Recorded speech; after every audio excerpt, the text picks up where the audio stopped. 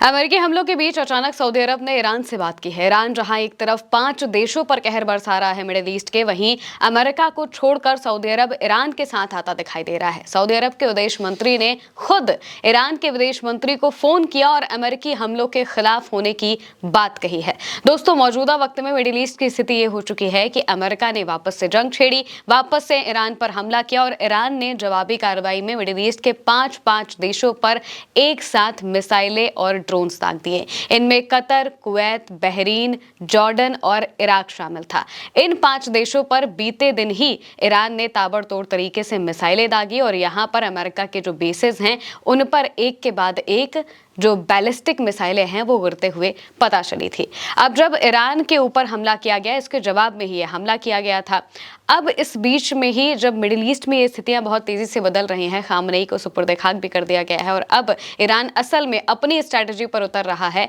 तो इस बीच सऊदी अरब के विदेश मंत्री का फोन आता है ईरान के विदेश मंत्री के पास और किसी का भी अभी तक बातचीत के बारे में कोई बड़ी बातें सामने नहीं आई है। लेकिन जैसे ही सऊदी अरब का फोन आता है, सबसे पहले माना जा रहा है कि जब से खामनेई को सुपुर्द खाक किया गया है, इसके बाद जो पहला फोन आया वो सऊदी अरब के विदेश मंत्री का ही आया है अराक्ची के पास। उन्होंने खुद अराक्ची को फोन किया और उनसे बातचीत की, जानना चाहा कि आखिर अमेरिका क्या कर रहा है। और ये बातचीत अमेरिका को बहुत बुरी तरीके से खटक रही है, क्योंकि इससे पहले भी जब हमने देखा कि खामनेई के जनाजे में अलग अलग दुनिया भर के जो देश हैं वो शामिल हो रहे थे, तो जो सऊदी अरब है वो भी बिना बुलाए और बिना बताए अचानक से ही ईरान पहुंच जाता है खामनेई के जनाजे में शामिल होने के लिए। प्रोटोकॉल के हिसाब से सारी चीजें की गई थी, लेकिन यहां पर अचानक से वो पहुंच जाता है खामनेई के जनाजे में। इसके बाद देखने को मिलता है कि जो सऊदी अरब है उसने ईरान को कुछ प्लेन्स भी भेजे थे, उसकी भी खबर हमने आपको बताई थी। लेकिन इस बीच में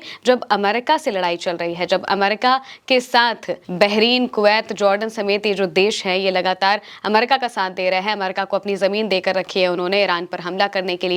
इस बीच में जो सबसे करीबी एलाय माना जाता है अमेरिका का, सऊदी अरब, वो डोनाल्ड ट्रंप से या फिर अमेरिका के नेताओं से बात ना करके खुद ईरान के नेता से बात कर रहा है, ईरान के विदेश मंत्री से बात कर रहा है। ये बहुत बड़ी बात है। तेहरान टाइम्स के हवाले से इसको लेकर जो खबर है वो लिखी गई है। बताया गया है कि विदेश मंत्री अब्बास अराक्ची और उनके सऊदी समकक्ष के बीच फोन पर बातचीत हुई। आज चल रही कूटनीतिक बातचीत के तहत ईरान के विदेश मंत्री सैयद अब्बास अराक्ची और सऊदी अरब के विदेश मंत्री प्रिंस फैसल बिन फरहान से फोन पर बात की गई। इस बातचीत में अमेरिका की आक्रामक कार्रवाइयों के बाद क्षेत्र में हालिया घटनाक्रमों पर चर्चा और विचारों का आदान प्रदान किया गया है। यानी कि जो ईरान के अंदर हमले किए जा रहे हैं अमेरिका की तरफ से, उसके बारे में ईरान ने बताया कि किस तरीके से हमले किए जा रहे हैं और जो अलग अलग बेसिस से हमले हो रहे हैं इसके बारे में भी जानकारी दी और ईरान क्या करने वाला है इसको लेकर भी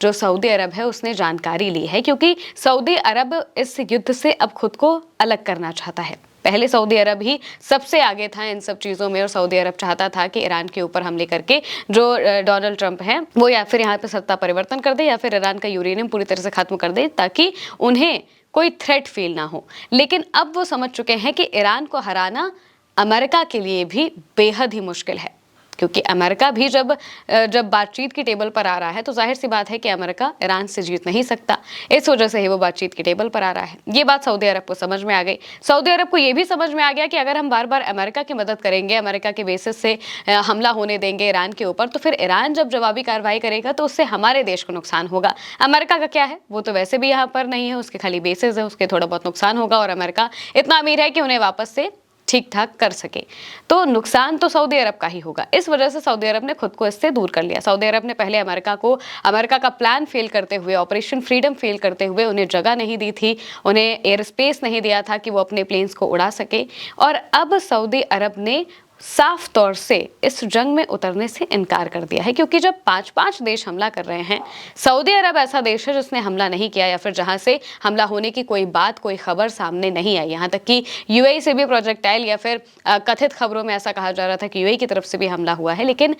जो पुख्ता खबरें हैं इसको लेकर सामने नहीं आई और सऊदी अरब के बारे में तो कोई भी खबर सामने नहीं आई कि सऊदी अरब ने हमला किया है, जिसका मतलब यही है कि यहाँ पर अब सऊदी अरब खुद को अमेरिका से दूर करके चाहता है कि मिडिल ईस्ट में जहाँ पर उसे रहना है, जहाँ पर उसका देश है, वहाँ के आसपास के देशों के साथ उसके ठीक ठाक संबंध बने रहे, ताकि होर्मुज के इलाके से वो आसानी से जा सके, बाब अल मंडेब के इलाके से वो आसानी से जा सके और अपना जो व्यापार है वो कर सके। सऊदी अरब को सिर्फ अपने व्यापार, अपना देश चलाने से मतलब है। इस वजह से ही अब वो इस जंग से दूर भागने लगा है और ईरान के साथ एक म्यूचुअल अंडरस्टैंडिंग करके सारी चीजें ठीक करना चाहता है और इसका पहला कदम यहाँ पर रखते हुए दिखाई दे रहा है कि कैसे दोनों के बीच में जो बातचीत है वो हुई है। फिलहाल के लिए मेरे यानी महिमा के साथ इस खबर में इतना ही। आप देखते रहिए उल्टे चश्मे से।